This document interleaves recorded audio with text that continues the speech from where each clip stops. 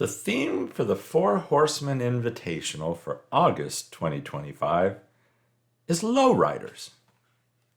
Now, I have this CarTuned casting. I can't say I've ever been a big fan of the CarTuned castings. They all just kind of look alike to me.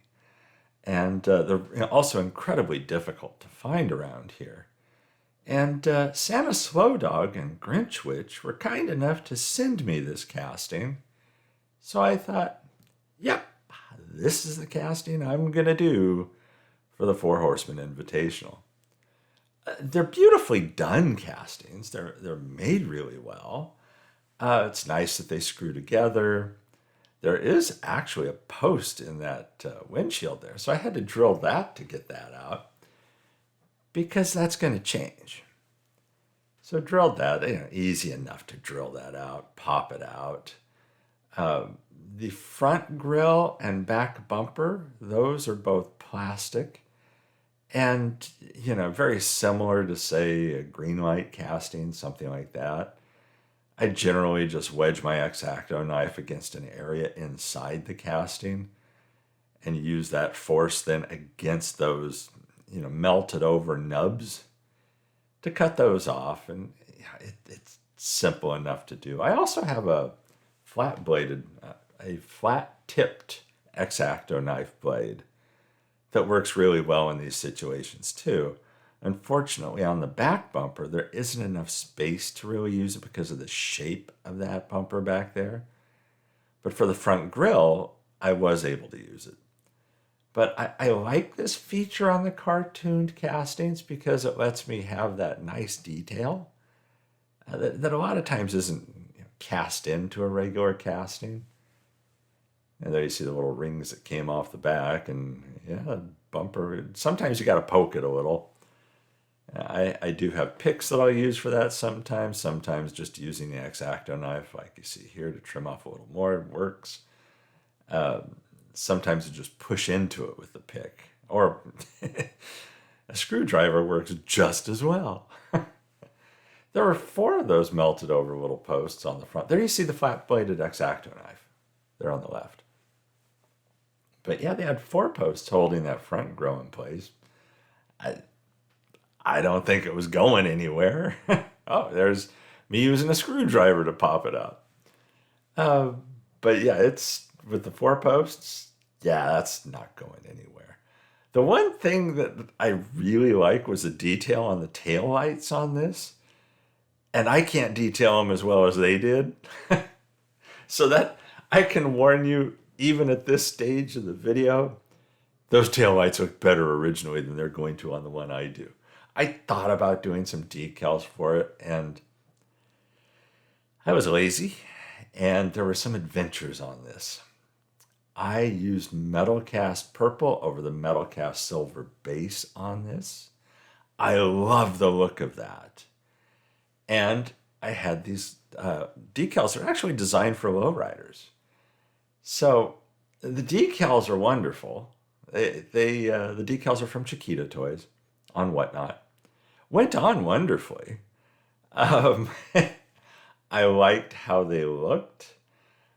Not necessarily just straight like this, but what I ended up doing is I ended up also, and it was the plan all along, to throw a metal cast coat of that purple again over it to kind of get rid of the whiteness of those and to blend it until I ghosted into the paint. And I really like the results. It's one of those things that you can get away with metal cast paint. There you see the decals I had on the side, also from that same decal set. I only had one set of this color of that style of decals. And there you see it. And it was beautiful. And I loved that. And it was all working great until I clear coated it. And the clear coat destroyed it. It was nobody's fault but my own. It wasn't the metal cast. It wasn't the decals. I'm not sure. I think it was actually a bad clear coat, bad can of clear coat. I'm not sure. Haven't used it again since. I'm a little leery of it. All the weather conditions, everything like that were ideal for painting. And I had time in between. I didn't paint it too quickly. Now, I did not like the stance of the CarTuned casting. They had it so that the front end was way up in the air. The nice thing about the CarTuned chassis is it's adjustable. You can just pull these wheels off, and it's a little bit of a fight. Here you see me using the Plastistruct liquid weld that melts styrene together. Works great when you want to soften up a wheel to pop it off an axle, which is what I did in this case. It didn't seem like I was going to get that axle off without it, so softening it up worked. This interior is from HHW Customs. It's 3D printed. Gotta love his 3D parts that he does. I did need to sand the underside of it to get it to fit a little better. But I decided I wanted to use this. And so I did. And here was my second shot at paint. Totally different color. Here I'm using fingernail painting stencils. I've done this before. Liked how this was going. I really liked the original, but if I didn't have any more decals, then that messed up. Total operator error on my part. I didn't pay attention. One of the stickers, the mask, there was something that shouldn't have been there. There was a piece that was covered up, so the design was ruined. And so I ended up stripping it again. This is 3 different colors. This is metal cast yellow down at first. Then, as I recall, I used the mask, to then spray metal cast red and metal cast, I believe it was orange. And it's a combination of those colors. Here you see me trying to do the taillights, and they're okay. Not thrilled, but they're okay. The Citadel contrast paints. This is Black Templar. They're kind of a cross between a wash and regular paint. It's a happy medium in between the two. Decided I wanted to detail the grill out a little more. So what I do in this case is I paint that on the grill liberally, wanting to fill in the grill. And then what you can do is once that dries, and it dries relatively quickly, if you're familiar with the Citadel paints, especially the contrast paints, they dry fast. Works out great. Here you see me using one of those little, it's almost like a little tiny cotton ball nub at the end of that stick. They're great little brushes for this kind of thing. So I was using that to put it on. That worked great. Then what I did after that is I used another one of these brushes, a clean one. This is after it dries, to go over that and clean off the high areas, bringing back detail of the grill and just leaving the seemingly open areas through the grill. To hopefully get those taillights to look a little better, I used micro crystal clear to put a gloss coat on it. Yeah.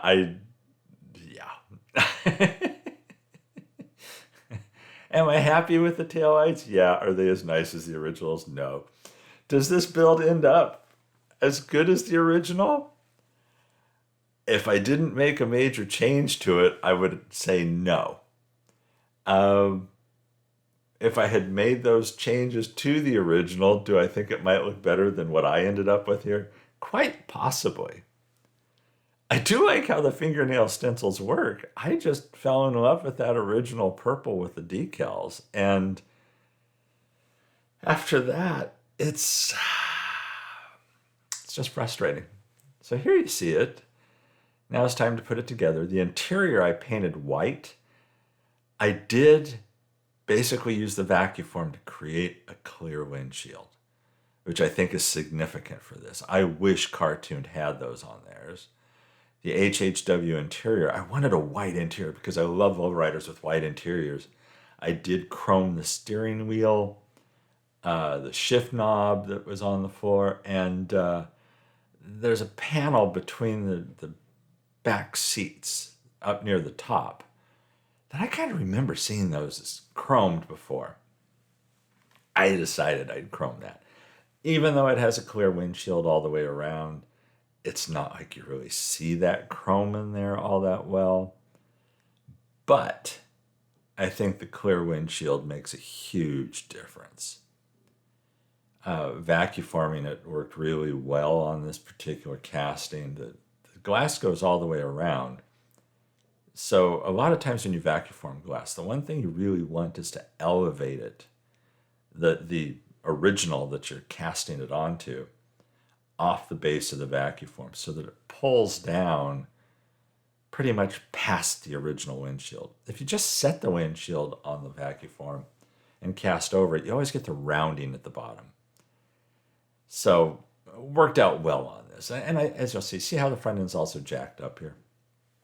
I don't know. I don't care for that. But this is where we started. The taillights are nice.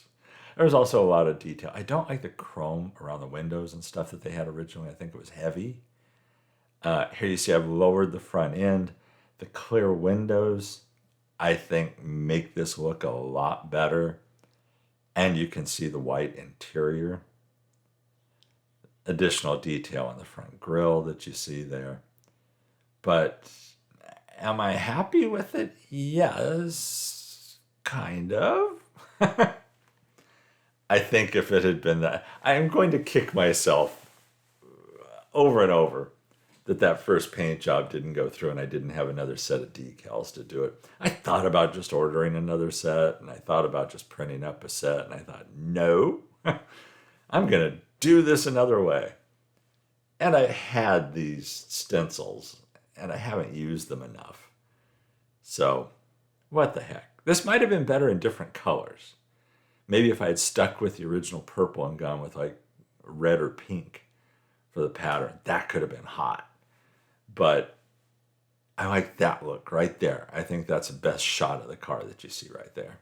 This isn't bad either. Anyhow, I hope you like this build. Check out all the other builds in the Invitational. Thanks to the Four Horsemen for hosting this. Everybody, stay safe and healthy out there. I'll catch you in the next one.